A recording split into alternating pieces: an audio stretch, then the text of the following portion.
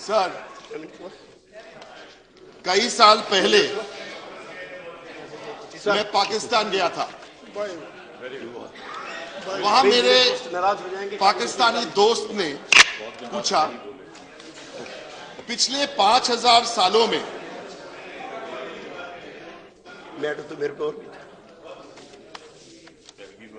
हमें पूछा, पिछले 5000 सालों में वो कौन सी एक किताब है जो सबसे समावेशी, आदर्शवादी और समतावादी थे।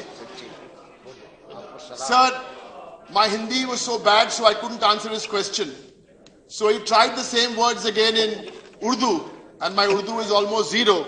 So the exact words he used were सबसे आला, yak tabkati, और सबसे Jama. I didn't have the answer, sir. So he asked me the... Please, order. So he asked me the same question in English.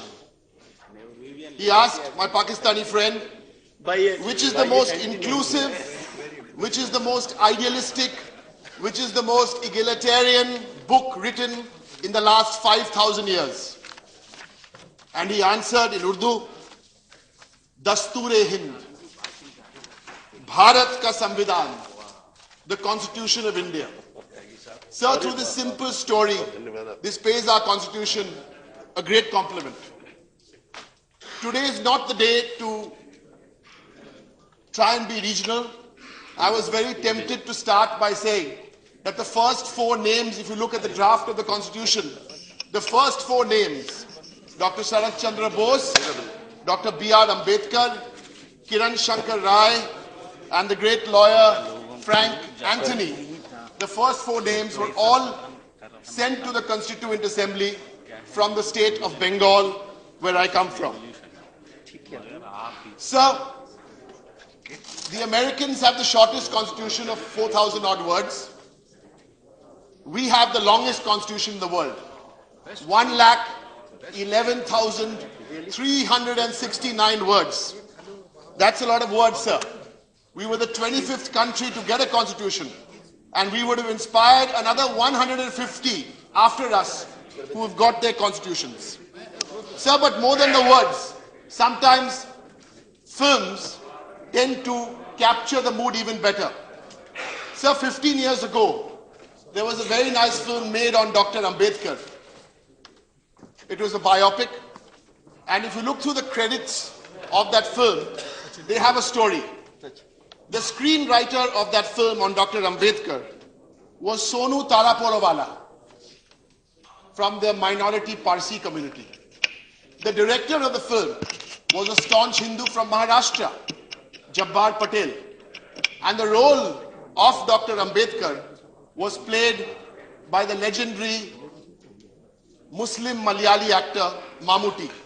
So as I said, sometimes films have their own stories to tell. And before I move on to make some specific comments on the Constitution, how we fared in the last 65 years, we would also like to recall on behalf of the Trinamool Congress the tremendous contribution Dr. Ambedkar has had beyond the Constitution on this happy occasion.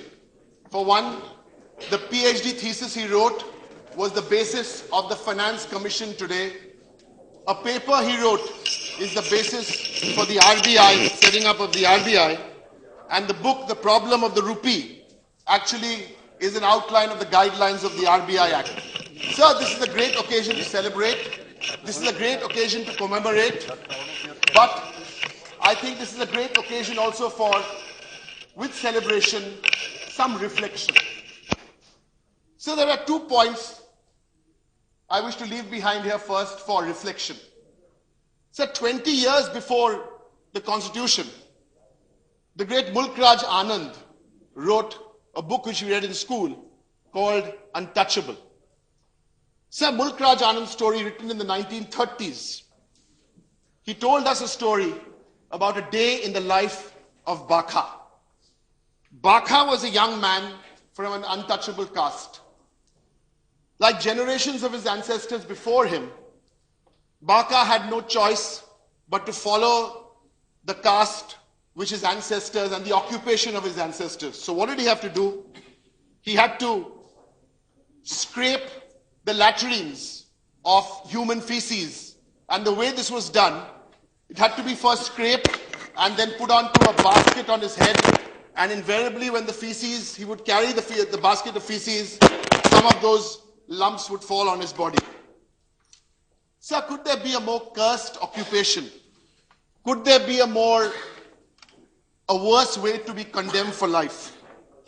Sir, the injustice which Mulk Raj Anand described was made even worse because the people in the community where Bakha would do his cleaning, they wouldn't pay him much money and even they would shrink from his curse. Sir, the reason I bring this story up today of Mulk Raj Anand, it's been 68 years since independence and 85 years since this book was written. But there are still more than 1 million Bakhas, 1 million manual scavengers in this country. Sir, reason to reflect, reason to pause. And here in the Rajya Sabha, as we debate, deliberate, legislate, and sometimes agitate, perhaps reason to contemplate. Sir, the second reflection is on the work ethics of the Constituent Assembly. Sir, they prepared this monumental document in 2 years, 11 months and 7 days, under 3 years. How are we doing with our work ethic? Let's remember 1996. Sir, it's been 19 years. How good has our work ethic been? The Women's Reservation Bill is still pending here, sir, 19 years. There are two ways of looking at it. You stand up and make a speech and say, yes, we want the reservation bill, or you act. And I think we in the Trinamool Congress have acted. 35% of women members we have in the Lok Sabha, 12 out of 34. And I would urge more political parties across the spectrum, don't wait for the reservation bill, act. It's the same with the GST. The Constitution took 3 years to do, the GST has taken us 4 years. Sir, let's move on to something which the Leader of the House had spoken about, and many of esteemed speakers before me have referred to the debates of the Constituent Assembly and the great work which was done. Sir, I want to go one step back. How was the Constituent Assembly formed in the first place in July, August 1946? If you go back to the British Government of India Act in 1935, so the state legislatures had their own representations. Now, in 1946-47, when the Constituent Assembly was formed, these were indirectly elected from the state. So indirectly elected, and that's why all these great men and women who were part of this writing the Constitution were indirectly elected members. So in a way, they were precursors to this Rajya Sabha. That's the very basis of this Constitution. So one gets very disturbed and saddened that a lawyer and an eloquent speaker like the Leader of the House, outside the House, make statements demeaning this Rajya Sabha. To quote, and I quote the Leader of the House, "It's a serious question in a parliamentary democracy wherein bill after bill, the wisdom of a directly elected House is questioned by the indirectly elected House." I have to tell, through you, sir, to the Leader of the House, please do not indulge in cowboy constitutionalism. This is cowboy constitutionalism. Because it doesn't suit you now, because your party has fewer numbers than what you want to in the Rajya Sabha, so you go back and question the basic foundation of our Constitution. So this is cowboy constitutionalism at its worst. And this government is getting a reputation for indulging in cowboy constitutionalism. So the second example of cowboy constitutionalism I want to give you is if you track the number of ordinances which have been passed since independence, for every 10 bills passed under Pandit Nehru, every 10 bills made into an act, one was an ordinance. You come to the 1970s with the Janata Party, for every 10 bills passed, 1.6 bills was an ordinance. You come to the UPA 1 and 2, for every 10 bills passed, 1.9 was an ordinance. What do the numbers say for NDA? In the last 15 months, for every 10 bills passed, 3 is an ordinance. The message is clear. Stop indulging in cowboy constitutionalism. Sir, battles over history are not uncommon in healthy democracy. So when the leader of the Communist Party of India accuses the far right of trying to worm their way into the constitution, perhaps someone should first hold a mirror up for him. Mr. Yechury spoke in detail and looked for a certificate which he finally got from the President of India in 1992, talking about the role of the left. We all know, who read our history, what the left were doing in 47, what the communists were doing after that in 1962. But I don't want to indulge in rhetoric. I'll just tell you. So I don't want to indulge in rhetoric. I don't want to indulge in rhetoric. I have a quote here from a book, Different Paths, One Goal, Communists and the Quit India Struggle. 4 lines from EMS Namboodiripad.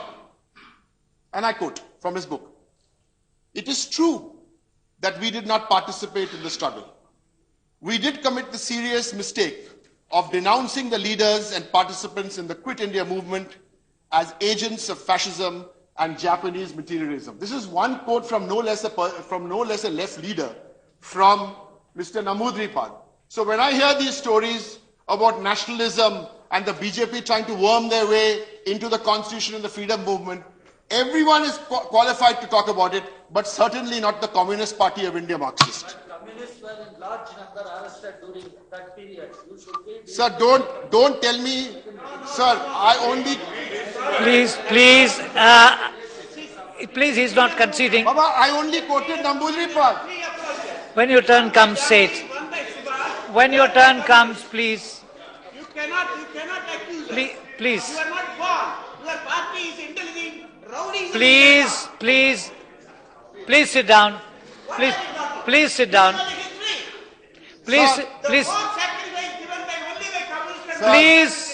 Please sit down. Sir. Continue. The need for tolerance. Since the honourable member named me, let me clarify what you refer to, Derek, as cowboy constitutionalism. In bicameral house-based democracies, it's a debate all over the world. Britain started this debate in 1885, which culminated till 1946. For the last 2 decades, Italy's had this debate, which has culminated in a decision last month. And therefore, in a bicameral system, the relationship between 2 houses is a constitutional issue, not a cowboy issue. Sir. Thank you. Continue. Sir, I thought on this happy occasion, when I had used the term, it would be taken in the spirit, but the debate will continue. The debate shall continue, and I'm glad I said something strong enough to Sir, for smart one-liners and Twitter debates, sir, above the belt, please. For a serious debate in Parliament, sir, we've done some serious research. This is not a quiz, sir. This is a debate. I agree. Sir, now that we are done with the communists, and I'm only talking about the history, and I'm only quoting published work. There are many Sir, brands of history, your brand of history, their brand of history. There are many brands of history nowadays. Please don't. I'm only quoting ideologues, and I wish to do the same thing now. No problem. Sir, obviously there's a problem because you're getting upset, but it's okay. No question of it. Sir, Who dares? Please, no. Who dares? Please sit down. In Indian politics, who dared to Please have sit that down. kind of courage to even to admit mistake?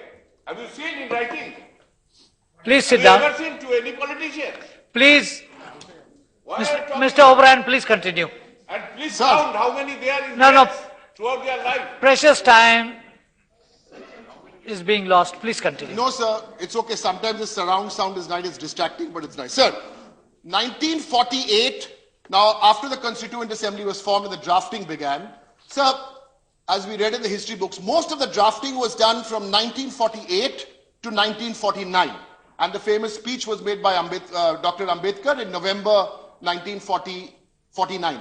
So 48, 49, these 23, 24 months, sir, were very important for the drafting. Sir, on the 30th of January, 1948, a sad incident, a tragic incident occurred. One which Pandit Nehru said, the light has gone out of our lives. Sir, a few weeks after that incident, the then Home Minister of India, Vallabhbhai Patel, took a decision. What was his decision, sir? He banned the RSS. This is very interesting. So, even though the communists had someone on the drafting committee making a few points or what I don't know, but the RSS was banned in 1948, 48, 49 for the drafting. Sir, and I have a quote here. Today is a great occasion where we need to find out what is the ideology in place. Either we follow A or we follow B. I'll come to B later. I've got a quote here, sir. This is from Guru Gowalkar. We are nationhood defined. 5 lines, sir, and this is quote from the book. The non-Hindu people in Hindustan must either adopt the Hindu culture and language, must learn to respect and revere the Hindu religion. They must glorify the glorification of the Hindu nation. This is Guru Gowalkar. They must stay in the country wholly subordinated to the Hindu nation, claiming nothing, deserving no privileges, for less any preferential treatment, not even the citizen's right. Sir, these are not my words. These are Guru Gowalkar's words. The Prime Minister is here this afternoon to speak on this debate. This is a great and momentous occasion to either tell us B, the Indian Constitution, or A, this doesn't work. Because A and B cannot go together, sir. They cannot go together. They are miles and miles apart, sir. That was, sir, in 48, 49. Now you come to September 2002, another ideologue, or a modern day ideologue, doesn't have the same stature maybe as Guru Gowalkar. So this is September 2002. I'm not getting into the details of 2002, not a good occasion, sir. But this is the quote. In India, Hindutva has more legitimacy than the constitution. S. Gurumurthy, September 2002. Sir, we didn't hear these voices for 10, 12 years, but these voices again have come up and come up and come up. Sir, but there is good news. In December 2014, just about 300 something days ago, Mamata Banerjee made a statement on the constitution. She said, and I quote, "The constitution is the only holy book of this great nation." And on November 27th, the Prime Minister said, and I quote, "The constitution is the only holy book for this government." And it was, I wasn't hearing his campaign, I was hearing the Lok Sabha speech. But so this is a great time to clarify whether A is right or B is right, and which is the true holy book of this nation. Sir, federalism. Sir, if you look through the Constitution, all 111,000 words, you can't find the word federalism. It's never mentioned there, sir. But the first article clearly talks about India, that is Bharat, shall be a union of states. Sir, I don't want to go, we've already had so many debates on federalism, but I want to give one example only. And it's a pity Ben Mayawati is not here today, because I thought of this actually after she spoke. Now, come to the devolution of funds.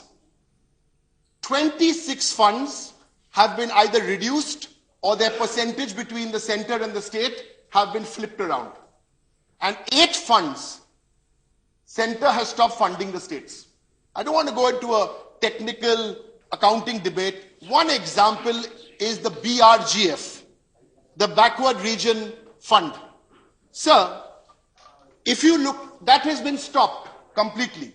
Sir, if you look at the BRGF, who does it benefit? What are the social categories, sir? In rural areas, 46% scheduled caste, scheduled tribe, 40% OBCs. On one end, you're celebrating Dr. Ambedkar's birth anniversary, and on the other end, you're taking away BRGF from the SC, ST, and OBCs. Sir, in the urban areas, this is the BRGF figure, sir. 47% SC, ST, 9% OBC. So there are so many points, sir, on federalism, Niti Aayog, the Planning Commission, the Prime Minister sometimes calling up the Chief Secretary. But let's not bring this debate down with those details. Suffice to say, talk about cooperative federalism, but on the ground, stick to operative federalism. Please conclude. Sir, I've got two more points. Sir, secularism. Sir, if you go back to the origins of this word very quickly, it comes from the Latin or the Greek. In the Latin or the Greek, seculum, it basically means that which was not church, that which was not religion, anything of the world which was that which was not church. Sir, and we've got into a debate. The Home Minister made a statement on the floor of the Lok Sabha about what he thought of secularism. And there have been countless statements being made outside. Sir, but what was missed out that day? The same day, the highest law officer of the land, 3 times when he read the preamble or referred to the preamble in his speeches on Law Day that day, he did not use the word secularism. Was that a secular? Was that a mistake? Was that the fringe? Was that the mainstream? And the danger here, sir, the fringe and the mainstream are blurring, sir. Sir, I need another 5-6 minutes only. No, please. Sir, because my party, sir, there are people who've spoken here for 45 minutes, sir. Please give me a little more time. Sir, so here I propose, in the resolution which comes here, to please include the word pluralism, sir, because that is very, very important. Sir, I have just 2 more points. Sir, the leader of the House took me back to history class, very interestingly, and I quote, when constitutional systems are used to subvert the Constitution. And he gave us the example of the Weimar Republic and Germany. Step 1, burn the Reichstag, Parliament. Step 2, muzzle the media. Step 3, lock up the opponents. Step 4, economic agenda. Yes, I know he was alluding to the 1970s, and some of my friends here may be a little queasy in their seats. But that is history, sir. What caused us more concern was when he said about step 1, Parliament, hatao, step 2, muzzle the media. I think this was a subconscious maybe. The subconscious plans coming to light, and that's why this Weimar Republic part of the Constitution is so stuck in the head. Is this a plan? Thankfully, is this a plan? But thankfully, this plan got scuttled after what happened in Bihar. And that's why we're here, sir. Sir, in conclusion, sir, as our young men and women go across the world in so many things and make ourselves proud, we too, when we were making our constitution, took so many ideas from across the world. The concepts of liberty, equality, and fraternity were taken from the French. The concepts of directive principles was taken from the Irish. The judicial concepts, some of were taken from Japan. The concept of federalism was taken from Canada and Australia. And the Soviet Union, they say, gave us the Planning Commission. So this is beautiful, sir. But I want to leave you with the thought of, let me leave you with a constructive suggestion, because otherwise the cynicism of having this 2-3 day debate will always be there. So our constructive suggestion, sir, for young people between 18 and 30, so they don't feel that we are only coming here and making speeches and referring to a 113,000 word book, and we are not living the book, we are not breathing the reality. Sir, I conclude by making a positive suggestion. Next year, sir, before we make our speeches, we propose to have a CAM, a CAM, and this is the thought I want to leave behind with the government. A CAM is a Constituent Assembly module. Set it up in Delhi, let young people between the ages of 18 and 30 come there and actually experience this module where they can actually take up issues and discuss these issues, see how legislation is done. So this is an idea we want to leave behind. Thank you. Because as we say, sir, we have to learn from the past, experience the present, and prepare for the future. Thank you, sir. Thank you very much.